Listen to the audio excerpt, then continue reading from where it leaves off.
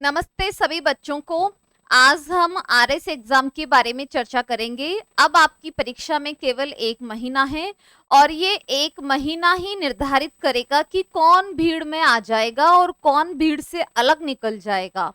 अब आपको अपनी एक अलग पहचान बनानी है और भीड़ से अलग निकलना है, तो आपको एक वेल प्लान बनाकर चलना होगा, एक वेल स्ट्रेटेजी। और स्ट्रेटेजी शब्द कहने से कुछ नहीं होता है, वो सबका अपना अपना होता है। ऐसा नहीं है कि मैं आपको कोई स्ट्रेटेजी बताऊंगी तो आप उसको एज इट इज फॉलो कर पाओगे। जी नहीं, ऐसा पॉसिबल नहीं है।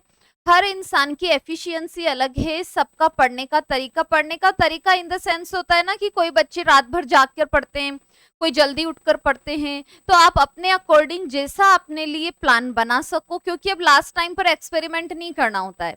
मैं आपसे कह दूं कि नहीं आपको तो सुबह उठ के ही पढ़ना है, तो अभी ये प्रयोग नहीं करना है। अगर आपको रात भर जागकर पढ़ने की आदत है तो आप वैसा पढ़ लो, लेकिन आपको अपने आप के लिए ही एक स्ट्रेटेजी, एक प्लान बनाना है जो हर व्यक्ति की अपनी एफिशिएंसी के अकॉर्डिंग होगा। बट आप ये ध्यान रखना, हर व्यक्ति के पास आइंस्टीन जितनी एफिशिएंसी होती है उतना मस्तिष्क सबका चलता है, बस उसका यूज करने का फर्क होता है कि हम राइट डायरेक्शन में यूज कर रहे हैं या हम रॉन्ग डायरेक्शन में यूज कर रहे हैं। राइट डायरेक्शन यानी पॉजिटिव थॉट्स, रॉन्ग डायरेक्शन यानी कि नेगेटिव थॉट्स। और आपको वैसे मुझे ऐसा मानना है कि आपको अकेले बहुत ज्यादा कमरे में नहीं बैठना है, ग्रुप में रहा करो, बच्चों के साथ पढ़ो, चाहे लाइब्रेरी में चले जाओ या फिर ऐसे ही और दोस्तों के साथ डिस्कस करके पढ़ो। क्योंकि जनरली अकेले अकेले अगर नेगेटिव थॉट्स आने लग जाते हैं माइंड के अंदर तो बहुत सारी मतलब दुर्घटनाएं भी बच्चों के साथ हो जाती हैं, और ये एक बहुत बड़ा चिंता का विषय भी है अभी। और आपको पता है कि हमारे देश ने अभी चंद्रयान 3 में सफलता हासिल की है।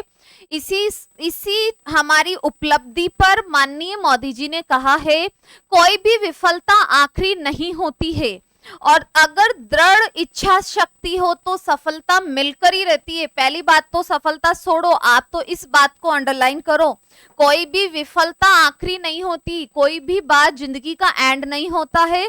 अगर हमारे अंदर पॉजिटिविटी है तो हम किसी भी पॉइंट से लाइफ को दोबारा से स्टार्ट कर सकते हैं। बस आप में इतनी हिम्मत और इतना हौसला होना चाहिए कि आप किसी भी पॉइंट से लाइफ को नए सिरे से शुरू कर सको। जैसा कि हमारे इसरो के वैज्ञानिकों ने किया था, चंद्रयान 2 पर वो असफल हुए थे, लेकिन उन्होंने 4 साल तक घोर तपस्या की। और कोई बात नहीं, समय लग रहा है तो लगने दो ना, समय क्या करना है आपको, फ्री होके भी क्या करना है। लाइफ में अगर कुछ करना है तो समय तो इन्वेस्ट करना ही पड़ेगा, है ना। हम भी यूट्यूब पे पढ़ाते हैं तो इतना अपना समय देते हैं इस पर। तो अगर आपने अपनी विफलताओं से हार नहीं मानी तो एक ना एक दिन आपको मंजिल जरूर मिलेगी। बस ये है कि अपने आप को पॉजिटिव बनाए रखना भी तो बहुत बड़ी बात होती है ना, क्योंकि हमारा एनवायरनमेंट, हमारे आसपास के लोग, हमारे रिश्तेदार, सबसे रिश्तेदारों ने तो ऐसा बर्बाद कर रखा है ना, हमारे बच्चों को खून पी रखा है ना। और पड़ोसी, है ना, तो फिर उनके चपेटे में माता पिता भी आ जाते हैं और वो टॉर्चर करना चालू कर देते हैं। तो आपको किसी के टॉर्चर से में नहीं आना है, आपको अपने आप को प्रोटेक्ट रखना है। अब देखो ये सारी बातें बहुत मैटर करती है एग्जाम टाइम पर, क्योंकि कोई भी एक पॉइंट बोल कर चला जाता है, आप पूरे दिन उसको सोचने में रह जाते हो, पेपर सिलेबस साइड में ही पड़ा रह जाता है। किसी ने ऐसी कोई बात बोल दी, आपके दिल पे लग गई, आप पूरे दिन उसको सोचते रहोगे, एक दिन खराब हो गया, सिलेबस साइड में ही पड़ा है। ऐसा होता है ना विद्यार्थी जीवन में। तो आपको इन सब चीजों का ध्यान रखना है कि ऐसे लोगों को अपने इर्द गिर्द ही मत आने दो, उनसे अपने आप को बचा के रखो। जो खुद ही जिंदगी में नेगेटिव है वो आपको क्या पॉजिटिव करेंगे। अपने आप को पॉजिटिव बनाए रखो भाई। कोई आप प्रयास कर रहे हो, आपके मन में क्या नेगेटिव थॉट आएगा कि मेरा सिलेक्शन नहीं हुआ तो नहीं हुआ, तो अगर आप 1 महीने पढ़ाई छोड़ भी दोगे तो आपको क्या हासिल कर लोगे। आपके पास वैसे भी कुछ नहीं है कि आप 1 महीने में कोई जॉब करके या कोई बिजनेस करके करोड़पति बन जाओगे, ऐसा तो कुछ होने वाला है नहीं। तो 1 महीना पढ़ ही लो ना, क्या पता पॉजिटिव रिजल्ट आ जाए। और ऐसा होता है अक्सर कि अगर प्री फाइट हो जाता है ना किसी बच्चे का, तो उसमें अपने आप से कॉन्फिडेंस आ जाता है कि वो मेंस कर लेता है। फिर अपने आप मन में जुनून आएगा ना कि अरे यार मेरा प्री हो गया तो अब तो मैं मेंस फटाक से करूं, मैं आरएस ऑफिसर बन जाऊंगा। फिर तो सपने अपने आप ही सपनों के अनुसार इंसान काम करने लग जाता है। ये प्री ही आपकी सबसे बड़ी सीढ़ी है, आप ध्यान रखना। मेंस से आपको डर नहीं लगेगा क्योंकि आपको एक कॉन्फिडेंस आ जाएगा। ये ही प्री ही आपकी एक सीढ़ी है जिसको आपको निकल के ही रहना है। अब ये पेपर आपका 200 नंबर का होगा, 3 घंटे का आपको समय मिलेगा, 150 क्वेश्चन आएंगे। चलो ये तो आएंगे जो आ जाएंगे, 3 घंटे का समय बहुत सफिशिएंट टाइम होता है। आपको इस चीज पर विशेष रूप से ध्यान रखना है। ये कोई सीईटी या रीट की तरह पात्रता परीक्षा नहीं है। हालांकि है तो एक एंट्रेंस एग्जाम ही जिससे आप मेंस तक पहुंच पाओगे, बट ये नेगेटिव मार्किंग वाली परीक्षा है। अगर आपने गलती से भी एक क्वेश्चन भी गलत कर दिया ना तो 1/3 आपके मार्क्स कट जाएंगे। आप इस बात का विशेष रूप से ध्यान रखना। जो आ रहा है, जिस पर आपको 100% कॉन्फिडेंस है, जिस पर आपने खुद ने पढ़ाई की है, पड़ोसी का देखकर मत करना परीक्षा में। पता नहीं परीक्षा चीज ही ऐसी होती है, पड़ोसी बहुत ज्यादा इंटेलिजेंट लगता है उस दिन। अरे भाई वो पड़ोसी ऐसा है जिसने कभी जिंदगी में किताब ही नहीं खोली है, आप उसको क्या इंटेलिजेंट समझ रहे हो? अपने आप को ही इंटेलिजेंट समझ लो। अभी 1 महीना भी और परीक्षा के दिन भी बात की बाद में देखेंगे। गलत बिल्कुल भी नहीं करना है, गलत करोगे नंबर कट जाएंगे और आप पॉइंटों से रह जाते हैं बहुत सारे बच्चे। अब आप सोचो उनका क्या होता होगा। खैर होता तो कुछ नहीं है, वापस से प्रयास करो, जिंदगी है लंबी चौड़ी है। देखो मेरी बात सुनो, ये 1/3 कटेंगे, आपको विशेष रूप से ध्यान रखना है। और आजकल 5 ऑप्शन वाला नियम भी आ चुका है। हो सकता है कि नियम उस समय तक आपकी परीक्षा तक लागू हो जाएगा। तो परीक्षा में 5 ऑप्शन आएंगे, 5वां गोला उसके लिए काला करना है जो आपको प्रश्न नहीं आ रहा है। तो ये सारी चीजें आपने पढ़ ली होंगी, मैंने शॉर्ट वीडियो बना के डाल दिया था। ये आपका सिलेबस है। अब देखो सिलेबस, राजस्थान का इतिहास, भारत का इतिहास है, विश्व का भूगोल, भारत का भूगोल, राजस्थान का भूगोल। चेंज राजस्थान का ही भूगोल ही तो हुआ है, विश्व और भारत थोड़ी ना चेंज हुआ है। और इतिहास है तो इतिहास तो कभी बदलता ही नहीं है, वही रहेगा इतिहास। तो आपको बहुत पहले से इतिहास तैयार रहना चाहिए। आपका करंट अफेयर्स ही तो अपडेट करना होता है ना। भारत का संविधान, राजस्थान की राजनीतिक और प्रशासनिक व्यवस्था, इकोनॉमिक्स भारत की भी है राजस्थान की भी है। देखो सिलेबस तो सिलेबस ही है, ऐसा हम नहीं कह सकते हैं कि एक चुटकी उड़ाओगे सिलेबस खत्म हो जाएगा, ऐसा तो कोई कुछ नहीं है। सिलेबस तो सिलेबस जैसा ही है भाई, परीक्षा के अनुसार ही सिलेबस होता है। लेकिन अब बात यह है कि जो भी है, बड़ा है छोटा है, जैसा भी है आपके सामने है अब, और आपके सामने बहुत पहले आ चुका था। लेकिन अभी क्या करना है, अभी आपको इस बात का ध्यान रखना है कि जो टॉपिक्स आपने आज तक नहीं पढ़े थे, जीके में भी बता रही हूं मैं, साइंस का तो खैर बता ही दूंगी, नहीं पढ़े थे तो फिर अब भी उनको मत पढ़ो। सीधी सी बात तो ये, जो नहीं पढ़े हैं कृपा करके उसके पीछे मत पढ़ो। जो आपने पढ़ा है उसी को ही शॉर्ट नोट्स बना करके मल्टीपल रिवाइज करते रहो, ताकि आपको कॉन्फिडेंस तो आएगा ना खुद पर कि हाँ भाई मैंने इतना ही तैयार किया था, लेकिन ये मेरा 100% है और इसमें से कोई भी प्रश्न आएगा तो मैं उसको करूंगा, 100% उसको राइट करूंगा। तो आपको इस अप्रोच पर चलने का समय। आप अभी सारे सिलेबस के पीछे भागोगे और वो 30% के चक्कर में जो 70% पढ़ा था वो भी आपका साफ हो जाएगा, आपका कॉन्फिडेंस डाउन हो जाएगा। तो आपका काम ये है कि आपने जो अभी 70% सिलेबस कवर कर रखा है, तो आप इसी को बहुत पक्का करो, इस पर 100% कमांड बना लो कि इतना तो मुझे पूरा पक्का आता है। अब परीक्षा में तो जो आएगा वो देखा जाएगा। और आपके जैसे बच्चे होते, कोई बहुत बड़े धुरंधर तो बैठ के परीक्षा देंगे नहीं, आपके जैसे विद्यार्थी होते हैं। अब जैसे आरएस में अगर पोस्ट कम निकलती है तो फॉर्म भी कम जाते हैं। दूसरी परीक्षाओं में थोड़ी पोस्ट ज्यादा होती है तो उनमें फॉर्म 15-15, 20-20 लाख फॉर्म भरते हैं। आरएस एग्जाम में 1000 पोस्ट थी तो लगभग 7 लाख फॉर्म भरे हैं। आपके पोस्ट कम है तो फॉर्म भी कम आए, तो ऐसी कोई घबराने वाली बात नहीं है। नॉर्मल ही कंपटीशन रहेगा। पढ़ने वाले बच्चे, मान लो 7 लाख फॉर्म भरे हैं, तो आपको क्या लगता है ये 7 लाख की तैयारी कर रहे हैं क्या सीरियस होके? कुछ नहीं कर रहे हैं। तैयारी सीरियस होके लगभग 1 से 2 लाख बच्चे ही होंगे जो कर रहे होंगे, बाकी सब ऐसे फॉर्म लगा देते हैं। आरएस वैकेंसी आती है, फॉर्म लगाने भागते हैं।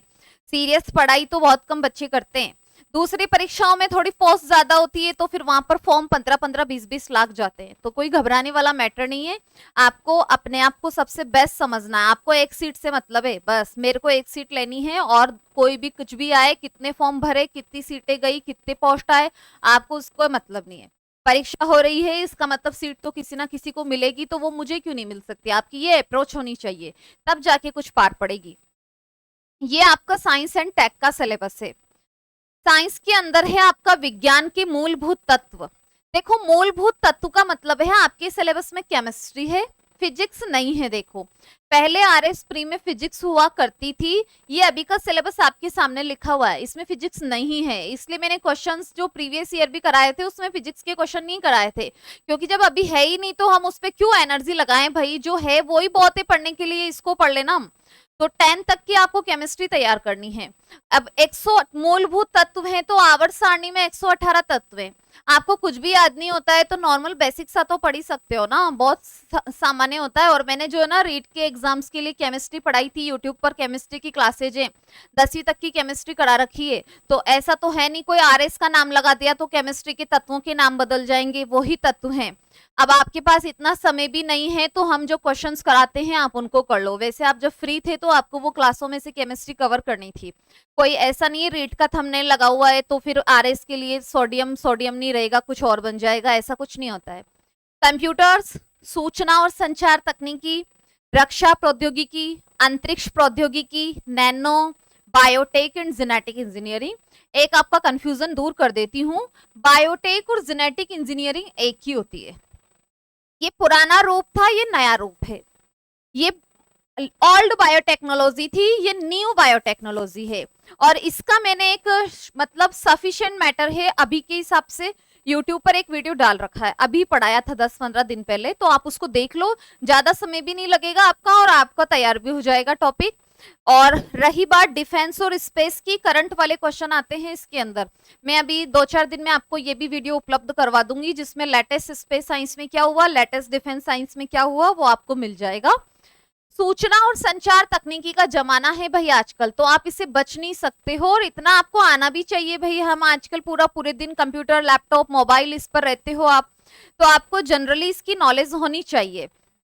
तो ऐसा नहीं है कि आरएस फ्री में टेक बहुत लेंदी है, सामान्य है। पर अब सामान्य उसको लगेगा ना जो पढ़ रहा है, जिसने तैयारी की। अब जिसने कभी पढ़ाई नहीं की, जिसने मुंह धो के पेपर देने जाएगा तो उसको तो भारी लगेगा। तो अब देखो, अब दूसरी आपको विशेष बात ये ध्यान रखनी है, आपका ये पोर्शन है बायो का, ये बायो का पोर्शन है। अब आरएस में बच्चे जनरली क्या करते हैं, टैग के पीछे भागते हैं, अरे इसको पकड़ो इसको पकड़ो, इसमें से सवाल आते हैं। अरे तो भाई 10 क्वेश्चन अगर इसमें से आते हैं तो 10 क्वेश्चन तो इसमें से भी आ जाएंगे ना, 8 से 10 इसमें से भी आ जाएंगे। तो आप जो सरल पोर्शन है पहले उसको तो पक्का कर लो। पर्यावरण और बायोडाइवर्सिटी तो ज्योग्राफी में भी आती है, तो आपको 2 जगह टॉपिक कवर हो रहा है ना, साइंस में भी हो रहा है, ज्योग्राफी में भी हो रहा है, तो आप ऐसे टॉपिक्स को पहले करो ना। हार्ड वर्क इज ए की of success, but smart work is also a की ऑफ सक्सेस। स्मार्ट वर्क भी होना चाहिए, सेल्फ कॉन्फिडेंस। पहली बात तो नेगेटिविटी से अपने आप को बचाना है। हमारे आसपास ऐसे लोग होते हैं ना जो पूरा दिमाग का कचरा कर देते हैं बच्चों का, नेगेटिव बातें बोल बोल के, क्योंकि वो अपनी जिंदगी में आज तक कुछ नहीं कर पाए, तो आपको क्या वो आगे बढ़ाएंगे। आपको ऐसे लोगों से अपने आप को बचा के रखना है और आपको इतना कॉन्फिडेंस में रहो, बस कोई भी कर सकता है तो मैं 100% कर सकता हूँ, और मुझे सिलेक्शन हो या नहीं हो मुझे इस बारे में सोचना ही नहीं है। अभी सिर्फ ये सोचना है कि मेरे सामने अभी 1 महीने का समय है, ये परीक्षा है और मुझे अपनी तरफ से 100% देकर इसको पढ़ना है, जो भी मैंने आज तक सिलेबस पढ़ा है। और मैं आपको फिर से बता देती हूँ, जैसे आपके इसके अलावा एक मैथ्स वाला पोर्शन भी है, आपको याद होगा, एक आपके है ना एक मैथ्स है और एक रीजनिंग वाला पोर्शन भी आता है। रीजनिंग वैसे सरल होती है, आप चाहो, आपके पास समय है तो अगर आप अभी भी रीजनिंग का कोई टॉपिक निकालते हो ना तो वो आपको परीक्षा में आ जाएगा, क्योंकि ये कैलकुलेशन वाला होता है ना, मेंटल मानसिक तार्किकता होती है ये तो ये तो आप कवर कर लोगे अभी भी। लेकिन अब मैथ्स, अगर आपने आज तक, वैसे मैथ्स के टॉपिक आपके सरल टॉपिक है, लेकिन चलो मान लो आप आर्ट्स के विद्यार्थी हो, आज तक आपने सिलेबस में मैथ्स की तरफ देखा ही नहीं था, तो अब तो बिल्कुल मत देखना, है ना। जिसकी तरफ आज तक नहीं देखा ना उसकी तरफ तो अब देखना भी मत, नहीं तो आप जो है ना उससे भी हाथ धो बैठोगे। ध्यान रखना, जिसकी तरफ आज तक नहीं देखा उसकी तरफ अब भी मत देखना, नहीं तो जो है उससे भी हाथ धो बैठोगे। आप इस बात का ध्यान रखना।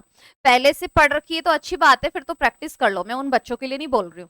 लेकिन कुछ बच्चे ऐसे हैं जिन्होंने आज तक मैथ्स की तरफ देखा ही नहीं था और वो सोचेंगे कि मैं 1 महीने में मैथ्स पढ़ लूँ तो भाई मैथ्स के चक्कर में तेरा सारा छूट जाएगा। तो अब छोड़ दिया तो छोड़ दो, कोई बात नहीं, 2-4 नंबर जो मार्क्स हैं वो उसको आप उसके पीछे मत पड़ो। आप अब जो रीजनिंग है उसको, रीजनिंग ऐसा सब्जेक्ट होता है जो लास्ट टाइम पे भी कवर हो जाता है।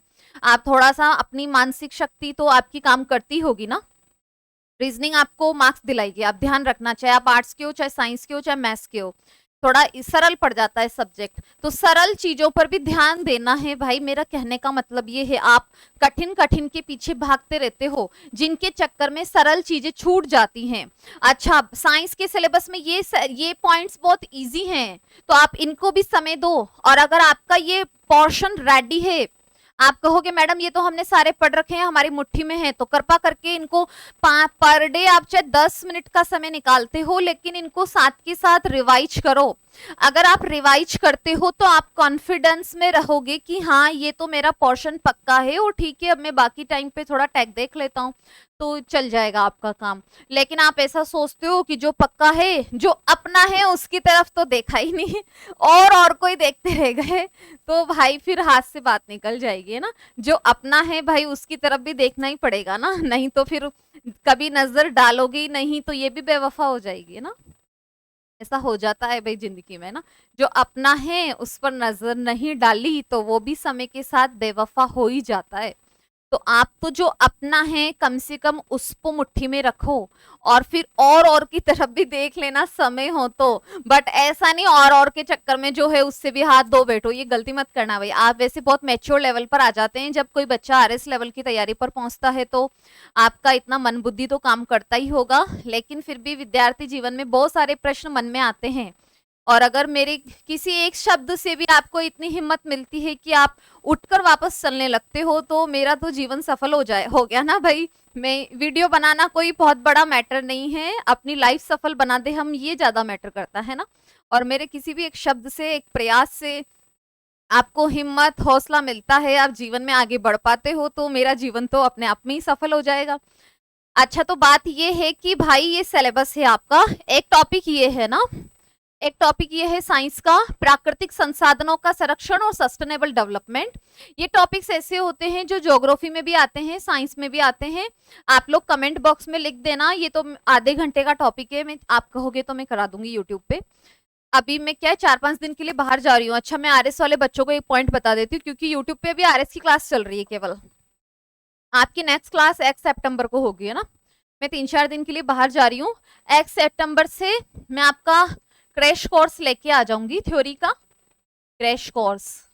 तो थोड़ा फास्ट रिवीजन हो जाएगा, और हम क्वेश्चंस तो कर ही रहे हैं भाई, क्वेश्चन करने का हमारे पास टाइम भी है। अगर मैं 15 दिन भी आपको रेगुलर प्रैक्टिस करा दूंगी तो आपकी प्रैक्टिस तो उसमें भी हो जाएगी, लेकिन क्रैश कोर्स हम पहले कर लेंगे, ताकि आपको किसी टॉपिक में दिक्कत है, कोई पॉइंट में दिक्कत है, तो वो भी आपका क्लियर हो जाएगा। मैं सब कमेंट पढ़ती हूँ आपके, जो भी आपने पॉइंट्स डाले हैं ना वो सब मुझे याद है, मैं करूंगी उनको, है ना, 100% करूंगी।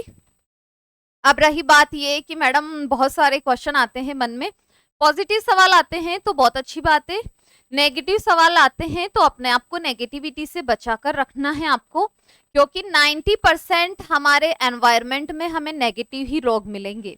10% लोग हमें लाइफ में पॉजिटिव मिलते हैं, जो हमारी हिम्मत बढ़ाते हैं। तो आपको जब ये सारी चीजें पता ही है तो आप उन 10% के संपर्क में ही रहो ना। 90 वाले जो नेगेटिव करते हैं उनके संपर्क में रहते ही क्यों, अपने आप को उनसे बचाओ भाई, अपना एक फिक्स प्लान तैयार करो। अब देखो, मैं आपको मेरे अकॉर्डिंग शेड्यूल बताऊंगी तो जरूरी नहीं आप उसको फॉलो कर पाओगे, क्योंकि हर इंसान की एफिशिएंसी और रूटीन अलग होता है। बहुत सारे बच्चे रात भर जागकर पढ़ते हैं, बहुत सारे बच्चे जल्दी उठकर पढ़ते हैं। तो अभी आपको नया प्रयोग नहीं करना है, जिस प्लान से, जिस रूटीन से आप आज तक पढ़ते आ रहे थे, आपको उसी रूटीन से पढ़ना है। और देखो है ना, एग्जाम का जब समय नजदीक आता है ना, और जो बच्चा सीरियस तैयारी कर रहा होता है, तो उसका कंसंट्रेशन इतना हाई होता है कि जो चीजें पहले आप 8 घंटे में तैयार करते थे ना, वो अब 4 घंटे में तैयार होने लग जाएगा, है ना। क्योंकि अब इधर उधर डिस्ट्रैक्शन नहीं जाता है, अब आप किसी की बातों में इंटरेस्ट नहीं लोगे, अब आपको नींद में इंटरेस्ट नहीं आएगा, आपको फोन में इंटरेस्ट नहीं आएगा। तो ये चीजें आपकी 4 घंटे में भी रेडी हो जाएंगी, क्योंकि एग्जाम डेट सर पर है। अब थोड़ा सा दबाव चलता है, थोड़ा सा दबाव तो होना भी चाहिए, लेकिन बिल्कुल ही नहीं है तो भाई फिर तो दिक्कत हो जाएगी ना। बिल्कुल ही नहीं है ऐसा तो नहीं होना चाहिए, और बिल्कुल ही नहीं है तो आप परीक्षा से बाहर मानो फिर अपने आप को। थोड़ा सा तो होना ही चाहिए कि हाँ भाई हमारी परीक्षा है, ये सिलेबस है, ये हमारा प्लान है, मुझे ये टॉपिक्स पढ़ने हैं, ये टॉपिक्स छोड़ने हैं, ये मैंने आज तक देखे ही नहीं है तो अब मैं इनको देखूंगा भी नहीं। अब जो मेरे अपने हैं मैं बस उनको ही समय दूंगा। आपको ये सारा खुद के लिए तैयार करना है। और कोई भी नेगेटिव पॉइंट आता है, आप बहुत बुरी सिचुएशंस में आते हो, तो आप जिन भी शिक्षकों से जुड़े हुए उनसे बात करो, मार्गदर्शन लो, नेगेटिविटी से बचो, कैसे आप मंजिल तक पहुंच सकते हो। जो लोग आपको थोड़ा आपकी हिम्मत बंधाते हैं, आपको गिर गए हो तो उठाते हैं, चलाते हैं, तो आप ऐसे लोगों के संपर्क में रहो। आप इतना समझदार हो कि अपने लिए राइट डिसीजन ले सकते हो। पहली बात तो खुद पे भरोसा रखना है, परीक्षा की टेंशन नहीं लेनी है। थोड़ी बहुत तो होना ही चाहिए कि हम इतना अवेयर तो हैं कि हमें होश तो रहे, तो इतना तो आपको अवेयरनेस तो चाहिए ही सही। ठीक है, तो फिर इतना आज के लिए। और भी आपको कोई क्वेश्चन हो, मन में डाउट हो, कोई कॉन्फिडेंस किसी का डाउन हो रहा हो तो बताना, मैं वापस से आपको आगे जगाऊंगी, नींद में से आपका कॉन्फिडेंस बढ़ाऊंगी। आपको कोई समस्या है तो उसका समाधान किया जाएगा। ठीक है, थैंक यू। मिलते हैं हम जल्दी ही क्लासेज में। सभी बच्चे हिम्मत बनाए रखें, जोश और जुनून के साथ। हमारे इसरो के वैज्ञानिकों को देखो, वो कितनी असफलताओं को देखते हैं, कितना उनका, आपका तो गली मोहल्ले में मजाक उड़ता है ना, उनका तो पूरी दुनिया में मजाक उड़ता है। हमारे देश है ना, दूसरे दुश्मन चीन, वो रसिया या क्या है, अमेरिका, पाकिस्तान, ये कितनी हंसी उड़ाते हैं इनकी, लेकिन फिर भी वो उन लोगों पे ध्यान देते ही नहीं है, अपने काम में मस्त रहते हैं और फिर अपनी सक्सेस से उनको जवाब देते हैं। और हमें भी ऐसा ही बनना चाहिए लाइफ में। जो भी हमारी बुराई कर रहे हैं, हमें नीचे गिराने के लिए बोल रहे हैं, हमारे लिए नेगेटिव बोल रहे हैं, तो बोलने दो। हमारा काम ये है कि हम अपनी लाइफ पर समय दें, अपने बारे में अच्छा सोचें। सारी दुनिया ही बैठी है ना हमारे लिए गलत सोचने के लिए, गलत बोलने के लिए। तो आपको उन सब चीजों से अपने आप को बचाना है। ये 1 महीना है जो आपकी लाइफ को बदल भी सकता है, और आपकी लाइफ को थोड़ा डिमोरलाइज तो हो ही जाते हैं, नेगेटिव रिजल्ट आएगा तो, लेकिन खैर कोई बात नहीं। लेकिन आपको अभी पॉजिटिव ही सोचना है कि मेरा 100% सिलेक्शन होगा, और ये मेरी पहली सीढ़ी है जिसको मैं पार करके ही रहूंगा।